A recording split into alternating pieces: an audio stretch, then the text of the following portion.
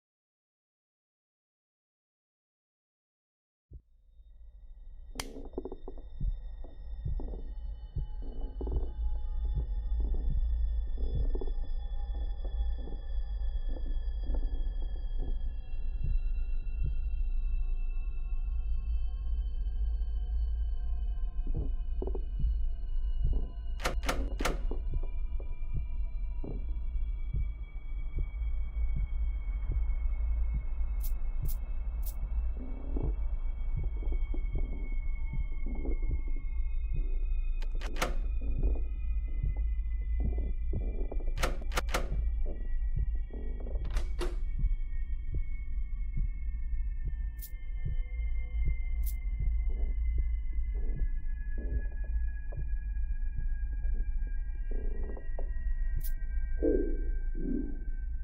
Yes, I'm talking to you. Are you listening to me? I know that I might seem suspicious, but for now, I'm going to need you to trust me. Are you in pain? Do you want that pain to go away? I can show you a way out, but you're going to have to do exactly what I say.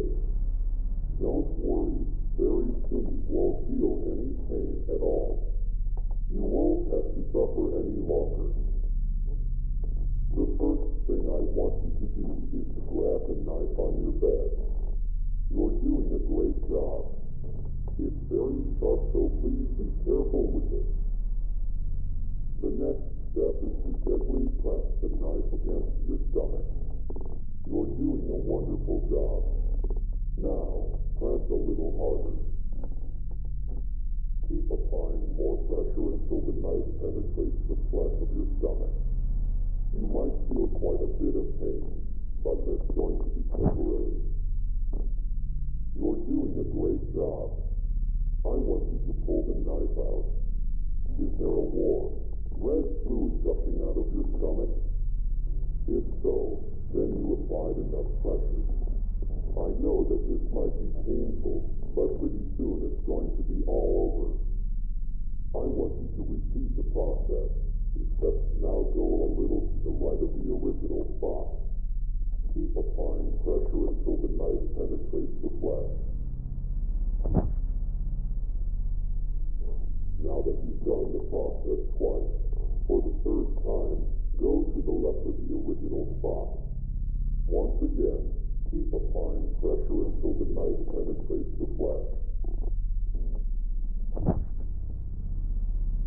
You're doing a great job. Now return to the original spot. I want you to jab the knife into the wound 3 times. This time, don't slowly apply pressure. I want you to press the knife into your stomach as hard as you can. Whenever you're ready, go ahead. You're doing a wonderful job. Are you in pain? Are you suffering? I know you are, but don't worry. It'll all go away soon. This is the last step. Are you ready? All you have to do is to repeat the process, except this time, press the knife against your neck. Whenever you're ready, just quickly thrust the knife into your neck. Then very soon, all the pain will go away. That's it. Let it all go. Pass on into the next world, wherever that might be. Goodbye. I can guarantee you will not be missed.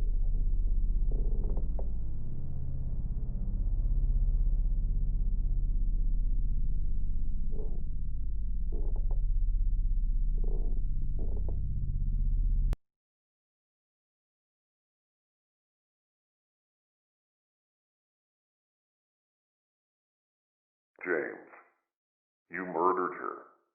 You knew about her delusions. She always talked about the man in the radio, so you decided to become that character. You replaced the old radio and then played an audio file telling her to stab herself repeatedly with a knife. You knew she was delusional and had episodes of schizophrenia.